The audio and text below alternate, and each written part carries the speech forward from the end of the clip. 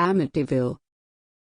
The most famous and horrific ghost story of the last century must be that of 112 Ocean Avenue, in Amityville, New York. The terrifying tale has been turned into a best-selling book and successful film, and captured the public's attention like no other haunting.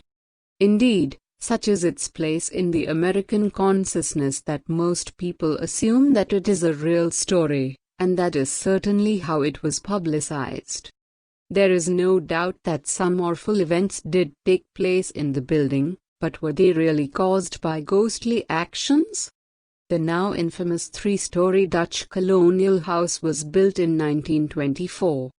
The owners lived happily in the building for many years, raising a family and leaving the house to their daughter, who had such fond memories of her childhood home that she moved her own family into it. In 1960, the building left the care of the original owner's descendants and was bought by a couple who lived in the house until they sold it following their divorce in 1965. In June 1965, the Duffio family bought the house. They were an unhappy family, and the father, Ronald Duffio Sr., was known to be abusive. Over a period of 9 years, the family was not said to experience any type of frightening event other than those inflicted by paternal forces. However, that all changed on the night of the 18th of November 1974, when one son, Ronald Duffio Jr., shot and killed his mother, father, 2 brothers and 2 sisters. Just over a year later, in December 1975, a young couple bought the house. George and Kathy Lutz and her 3 children moved in, knowing the building's terrible history. Almost immediately, they began experiencing strange phenomena. Doors and windows would open by themselves, bizarre noises were heard, and a Catholic priest who had come to exorcise the house was ordered to get out by a devilish voice. Things rapidly grew worse. Blood and sticky goo oozed from the walls, clouds of flies appeared on windows, ghostly hooded apparitions manifested, and one of the children started communicating with a demonic pig called Jody.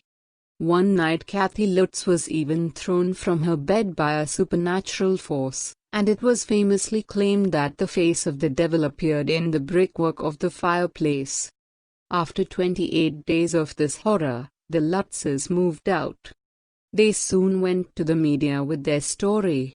In February 1976, 2 of America's most famous celebrity paranormal investigators, Ed and Lorraine Warren, were filmed by a television news team whilst conducting seances at the house. The Warrens stated the house was indeed haunted with evil spirits, but other investigators were not convinced. Dr. Stephen Kaplan, the executive director of the Parapsychology Institute of America, based in New York, initially had great doubts about the story, and discovered some very interesting facts about the Lutzes. However, his studies were ignored, and it transpired that the couple had already collaborated with an author, Jay Anson, and had written a book, The Amityville Horror, a true story. An instant bestseller on its release in 1977, a blockbusting movie version of the tale was released in 1979. As Kaplan suspected, there were some dubious actions and motives behind the Amityville tale. It was revealed that Ronald Duffio Jr.'s defense lawyer had met with the Lutzes before their story was released. Kaplan found no evidence to support many of the claims written in their book, but he did discover that the Lutzes were able to return to the house to hold a garage sale only a couple of weeks after apparently fleeing in terror. Similarly, many investigators noticed that the Lutzes were holding contracts for book and film rights as soon as they decided to publicize their account. Since the Lutzes left, 3 different families have lived in the house with no reports of ghostly experiences. Dr. Stephen Kaplan's in-depth report and its subsequent revelations about the house were never viewed with as much interest as the dramatic original story, but his book, The Amityville Horror Conspiracy, was eventually published some years after his death. Many investigators and cynics have been led to conclude that the whole case really revolved around money, rather than the popular perception of paranormal influences.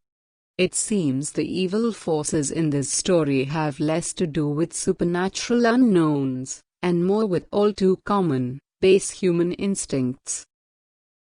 If you liked the video, please press the like button, share it, and subscribe the channel.